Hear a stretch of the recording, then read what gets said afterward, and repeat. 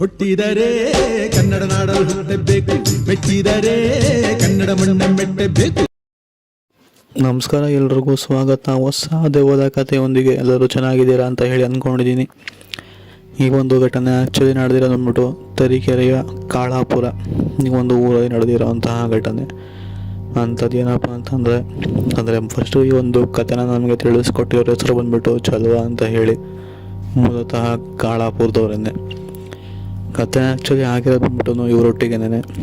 So ಇವರು ವಾಸವಾಗಿರೋದು ಬಂದ್ಬಿಟ್ಟು ಇವರ ತಂದೆ, ಇವರ ತಾಯಿ, ಹಾಗೆ ಇವರಿಗೆ ತಂಗಿ ಕೂಡ ಇರುವಂಥದ್ದು. 4 ಜನ ವಾಸವಾಗಿರುವಂಥದ್ದು. ಈ ಒಂದು ಕಾಳಾಪುರ ಅನ್ನೋ ಊರಿನ ಅಂದರೆ ಕಾಳಾಪುರ ಅನ್ನೋ ಊರಲ್ಲೇ ಸುಮಾರು 3 ಬೀದಿ ಇರುವಂಥದ್ದು. ಆ 3 ಬೀದಿಯಲ್ಲಿ ಮೊದಲನೇ ಬೀದಿಯಲ್ಲಿ ಇರುವಂತಹ ಮನೆಯೇ ಇವ್ರದ್ದು. ಸೊ ಊರಿಗೆ ಎಂಟ್ರಿ ಆದ ತಕ್ಷಣವೇ 3 ದಾರಿ ಇರುವಂತಹ ಒಂದು ಮನೆ ಇವ್ರದ್ದು.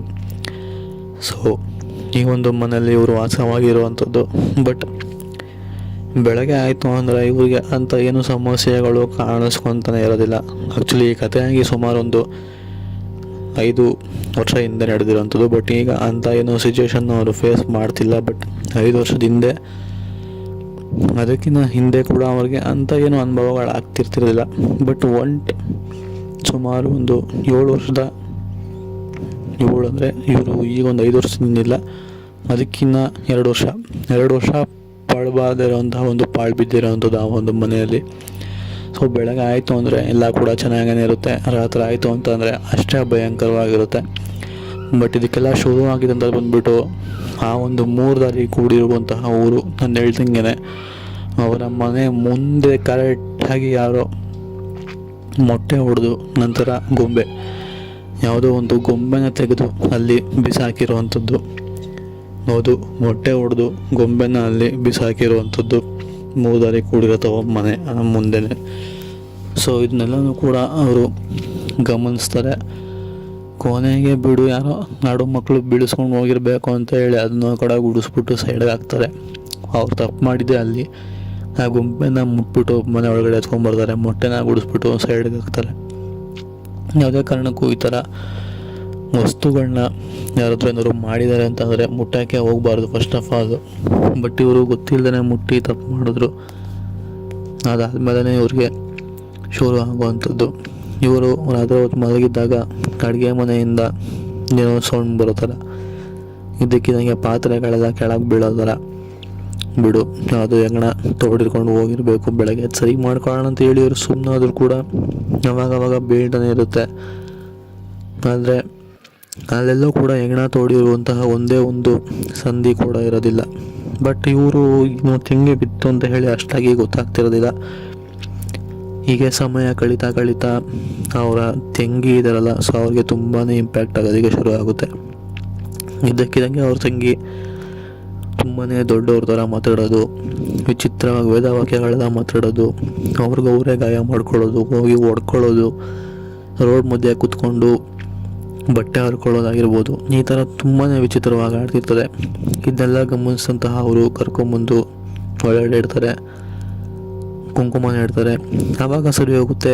ಪುನಃ ಇದೇ ಥರ ಇಂಪ್ಯಾಕ್ಟ್ ಆಗ್ತಾನೆ ಇರುತ್ತೆ. ಸೊ ಇವರು ಸ್ಟಾರ್ಟಿಂಗ್ನೇ ಕರ್ಕೊಂಬಂದು ಪೂಜೆ ಗೀಜೆ ಎಲ್ಲನೂ ಮಾಡಿಸ್ತಾರೆ. ಆಮೇಲೆ ಸ್ವಲ್ಪ ದಿನ ಸರಿಯಾಗೇ ಇರುತ್ತೆ. ಬಟ್ ಪುನಃ ಇದೇ ಪ್ರಾಬ್ಲಮ್ ಅವ್ರಿಗೆ ಕಾಣಿಸ್ಕೊಳ್ಳುತ್ತೆ. ಆದರೆ ಈ ಸಲ ಎಫೆಕ್ಟ್ ಆಗ್ತಿದ್ದು ಬಂದ್ಬಿಟ್ಟು ಅವರ ತಾಯಿಗೆ. ಅಂದರೆ ಅವ್ರ ತಾಯಿ ಇದ್ದಕ್ಕಿದ್ದಂಗೆ ಕೋಪ ಮಾಡ್ಕೊಳ್ಳೋದು ಎಲ್ಲರ ಮೇಲೂ ಕೂಡ. ಚಿಕ್ಕ ವಿಷಯಗಳಿಗೂ ಜಗಳ ಆಡೋದು, ಅಲ್ಲೇನು ಹೋಗಿ ಕೋಡೆ ಚಚ್ಕೊಳ್ಳೋದು, ಹಾಗೆ ರೂಮ್ ಬಾಗಿಲು ಹಾಕೊಂಡು ಜೋರಾಗಿ ಕಿರ್ಚ್ಕೊಳ್ಳೋದು, ನಗೋದು, ಒಂಥರ ವಿಚಿತ್ರವಾಗೆಲ್ಲ ಆಡ್ತಿರ್ತಾರೆ.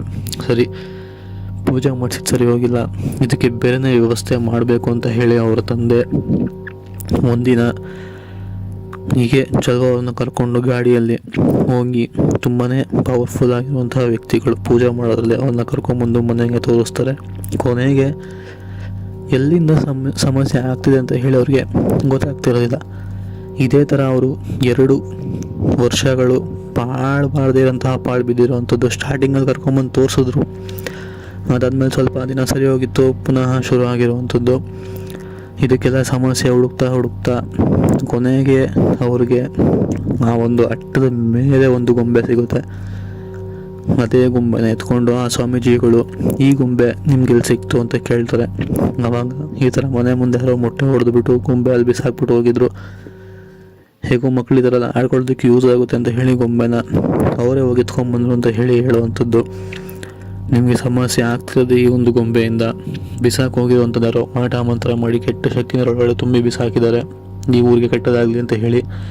ನೀವು ಅದು ಹೆಂಗೆ ಇದನ್ನು ಮನೆಯೊಳಗೆ ತೊಗೊಂಬಂದು ಇಟ್ಕೊಂಡ್ರಿ ಅಂತ ಹೇಳಿ ಗೊಂಬೆಗೆ ಪೂಜೆ ಮಾಡಿ ಅದು ಹಣೆಗೆ ಒಂದು ಮಳೆ ಹೊಡೆದು ಕೊನೆಗೆ ಆ ಗೊಂಬೆನ ಸ್ವಾಮೀಜಿಗಳೇ ತೊಗೊಂಡೋಗಿ ಊರಿಂದ ದೂರ ಒಂದು ಮಣ್ಣೊಳಗಡೆ ಊತಾಕಿ ಅದ್ರ ಸುತ್ತ ಮಳೆ ಹೊಡೆದು ಯಾವುದಾದ್ರು ಮಂತ್ರಗಳನ್ನ ಜಪಿಸಿ ಕೊನೆಗೆ ಮನೆಗೆ ಬಂದು ನೀರು ಹರಿಸಿ ಅವರ ಕೈಗೆಲ್ಲ ಒಂದು ದಾರಗಳನ್ನ ಕಟ್ತಾರೆ.